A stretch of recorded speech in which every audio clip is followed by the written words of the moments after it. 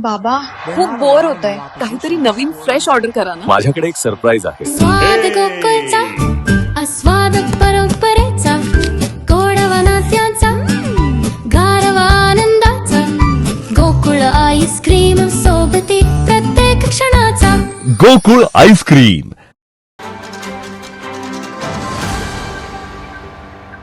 सभापती महोदय, हा एक मोठा विषय आहे आणि सातत्यानं मुख्यमंत्री महोदयाने ऊर्जा खातं त्यांच्याकडे असल्यामुळे आश्वासित केलेलं आहे की दरवाढ होत नाही, परंतु एकूण सगळा कारभार बघितल्यानंतर दरवाढ होताना दिसते. डिमांड चार्जेस असू देत, विलिंग चार्जेस असू देत, या सगळ्याचा हिशोब केला. सभापती महोदय, मी मागच्या वेळी देखील बोललो होतो की 28 मार्चला MERCनं 44,000 कोटी रुपयाचे अतिरिक्त जी काय ऐतिहासिक निकाल होता तो दिला होता, परंतु दुर्दैवानं MERCचं दुसरं हिअरिंग झालं. आम्ही त्या हिअरिंगला पुण्यामध्ये उपस्थित होतो.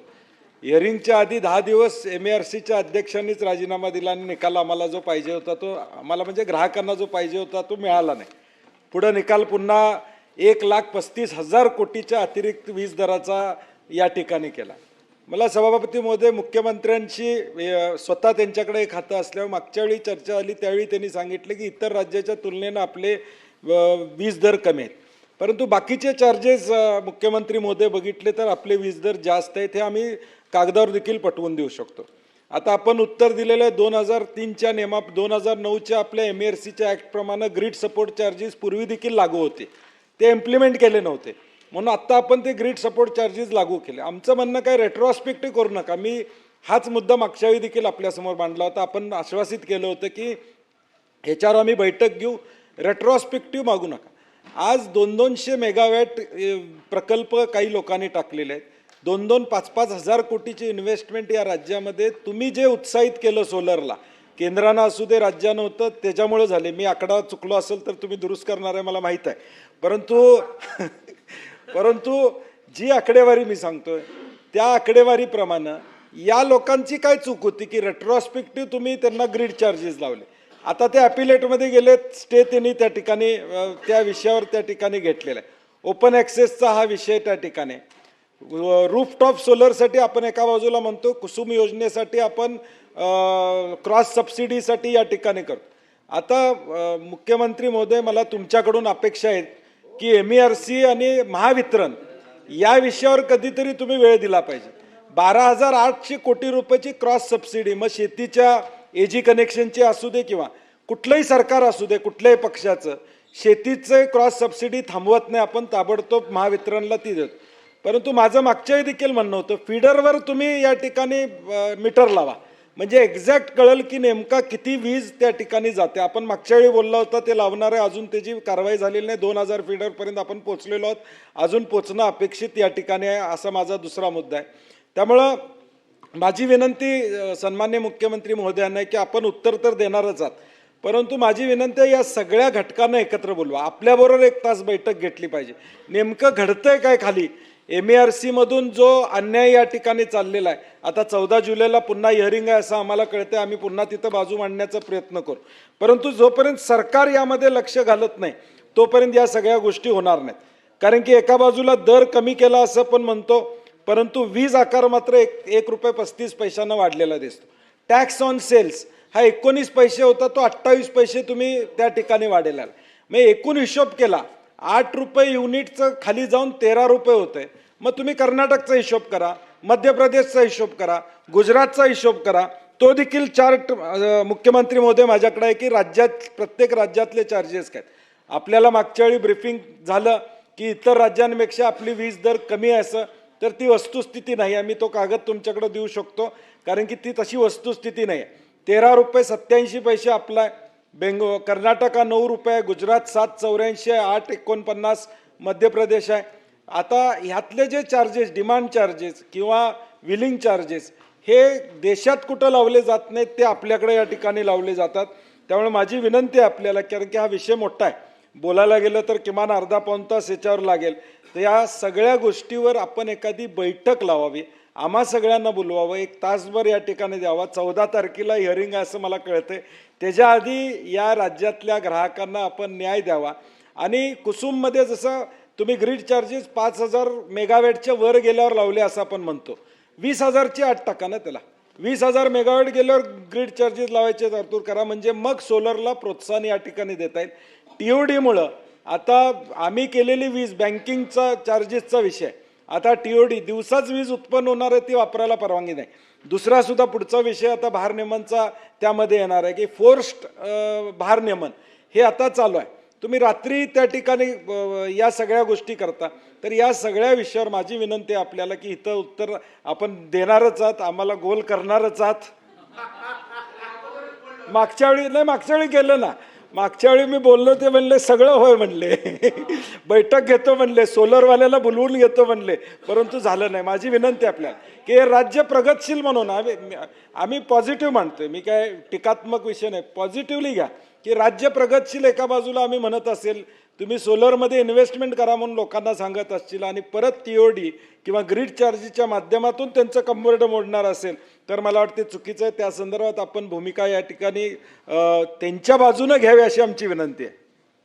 असं आहे की पहिले तर 2-3 गोष्टी मी तुम्हाला सांगतो की हा जो काही ग्रीड सपोर्ट चार्ज आहे हा एकूण आपले जे ग्राहक आहेत त्या ग्राहकांपैकी 0.13% लोकांवर लागतो आहे. आणि हा आपल्याला माहिती आहे की एक क्षमता आपण ठरवली होती 2020 साली आपल्याला पहिल्यांदा ग्रीड सपोर्ट चार्ज लावण्याचे MERCने आदेश दिले होते. पण आदेशात असं म्हटलं होतं की 2,000 मेगावॅट पूर्ण झाले की ग्रीड सपोर्ट चार्जेस चालू करा. त्यानंतर आपण 2021 पुन्हा त्यांना विनंती केली. 2022-23च्या दरम्यान त्यांनी आपल्याला पुन्हा असं सांगितलं की ठीक आहे 2,000 5,000 झाले की तुम्ही लावा. आता त्याच्यानंतर याच्यात ते बदल करायला तयार नाही आहेत. त्यामध्ये ते ग्रीड सपोर्ट चार्जेस ठेवले आहेत. पण ग्रीड सपोर्ट चार्जेस म्हणजे काय आहेत आपण जर विचार केला तर it is a loss in profit, it is not a loss. आपण जर बघितलं तर साधारणपणे ₹2.90 जी कमाई आहे त्यातनं ₹1.42 चालले आहेत. हा लॉस नाही आहे. प्रॉफिट जे आधी जास्त मिळत होतं ते प्रॉफिट आता थोडं कमी झालं. आणि ते का कमी झालं आहे याचं कारण आपल्याला माहिती आहे की हा ग्रीड सपोर्ट चार्ज लावायला का सांगितला. ही जी काही आपल्याला सोलरची वीज मिळते याचा ग्रीडवर प्रेशर येतं. कारण ही एका दाबाची वीज नसते, एकावेळी सारख्या दाबाने ती मिळत नसते, म्हणून याचं ग्रीडवर प्रेशर येतं. आणि ते प्रेशर आल्यामुळे जो काही खर्च आपला वाढतो तो खर्च कोणावर जातो, सामान्य ग्राहकावर जातो. म्हणजे यांच्या ॲडिशनल प्रॉफिटवर सामान्य ग्राहकाकडनं वसूल करणे हे होऊ नये म्हणून यांचं प्रॉफिट थोडं कमी केलं MERCने आणि कोणावरही ते चार्जेस लावले नाहीत. आणि हे सगळं करून जसं मी सांगितलं 0.13% ग्राहकांवर केवळ हे चार्जेस लागले आहेत. दुसरं आपल्याला मी सांगू इच्छितो की जे आपण सांगितलं पहिला जो ऑर्डर MERCने दिला होता, आम्ही MERCला लक्षात आणून दिलं, ब्लंडर केलं होतं त्यांनी, ब्लंडर. 40,000 कोटी रुपयाची त्यांनी तरतूद ही दोन्हीकडे पकडली आणि ते त्यांनी इंडस्ट्रीला पास ऑन केले. परिणाम काय होत होता, सामान्य ग्राहकाच्या खिशातनं पैसा निघत होता. आणि जसं मी सांगितलं की जालन्यातल्या एका इंडस्ट्रीला एका वर्षामध्ये 300 कोटीचा फायदा मिळत होता एका इंडस्ट्रीला. आम्ही त्यांच्या लक्षात आणून दिलं की तुम्ही 40,000ची तरतूद दोन्हीकडे पकडली आहे, एक तर इकडे पकडावी लागेल ना तिकडे पकडावी लागेल. म्हणून तात्काळ हे लक्षात आल्याबरोबर MERCने त्याला स्थगिती दिली, त्यात नवीन आदेश दिला. लोक सुप्रीम कोर्टात गेले, सुप्रीम कोर्टाने सांगितलं की आदेश तर ठीक आहे पण तुम्ही पुन्हा सुनावणी केली पाहिजे. आणि म्हणून पुन्हा सुनावणी चालली आहे. याच्यामध्ये सगळे जे काही फिगर्स आहेत हे सगळे फिगर्स मॅटर ऑफ रेकॉर्ड आहे, त्याच्यामुळे आपण ते तपासू शकता. दुसरं आपण जे सांगितलं आता सगळ्या 100% फिडरवर स्मार्ट मीटर लागलेलं आहे. त्यामुळे आपल्याकडे आता कुठलंही अंदाजपंची काम नाही, 100% सगळे फिडर जे आहेत त्याच्यावर काम झालं आहे. ग्रीड सपोर्ट चार्ज जो आहे हाही रेट्रोस्पेक्टिव्ह नाही. ग्रीड सपोर्ट चार्ज 1 फेब्रुवारी 2026 पासून आपल्याला लावायला सांगितलाय, त्यानुसार तो आपण लावलाय. आणि पुन्हा एकदा सांगतो की आपण जर बघितलं तर या ठिकाणी जे काही 25-26 मध्ये आपले जे विजेचे दर आहे, तमिळनाडू 9 रुपये 30 पैसे, तेलंगणा 9 रुपये 20 पैसे, मध्य प्रदेश 8 रुपये 27 पैसे, महाराष्ट्र 8 रुपये 19 पैसे, उत्तर प्रदेश 8 रुपये 15 पैसे, गुजरात आपल्यापेक्षा आत्ता कमी आहे, तो 7 रुपये 87 पैसे आहे. पण आता आपण दरवर्षी, कारण आपलं आता मल्टी इयर टॅरिफ झालेलं आहे, मल्टी इयर टॅरिफमध्ये दरवर्षीचं 2030 पर्यंतचं टॅरिफ हे आता आपलं फायनल झालं आहे. आता 2029-30 मध्ये काय परिस्थिती राहील? 29-30 मध्ये अगदी या राज्यांनी भाव वाढवले नाही तरी महाराष्ट्राचं टॅरिफ असेल 7 रुपये 43 पैसे, जे आत्ताच्या आपल्या वाढीच्या कलानुसार, जे गेल्या 20 वर्षातला वाढीचा कल आहे त्यानुसार ते 14 रुपये असायला पाहिजे होतं, ते 7 रुपये 43 पैसे MERCने आता फिक्स केलं आहे. त्यामुळे 2029-30 मध्ये आपण सगळ्यात कमी असू. आजही जे आपल्याला सांगितलं जात आहे, एक जर गुजरात सोडला तर बाकी सगळ्या राज्यांपेक्षा आजही आपण कमी आहोत. आणि 2च वर्षामध्ये आपण गुजरातपेक्षा कमी जाऊ. 2 वर्षानंतर जे टॅरिफ आपल्याला दिलेलं आहे ते आपलं गुजरातपेक्षा कमी होत आहे. आणि म्हणून मला असं वाटतं की हे जे सातत्याने सांगितलं जातं की महाराष्ट्रातलं टेरिफ हाय आहे, मला आपल्याला सांगायचं आहे की जर महाराष्ट्रातलं टेरिफ हाय असतं, आपल्याला आश्चर्य वाटेल. आपल्याकडे उद्योगांमध्ये विजेचा वापर हा प्रचंड वाढलेला आहे. आणि सगळ्यात मोठा रेकॉर्ड तर असा आहे की गेल्या 2 वर्षांमध्ये विजेची एकूण मागणी 20% वाढली आहे. 20%. 20% कशाला म्हणतात? पूर्वी 10 वर्षात 20% वाढत नव्हती. याचा अर्थ असा आहे की उद्योगही येत आहेत, विजेचं कन्झम्पशनही वाढतंय.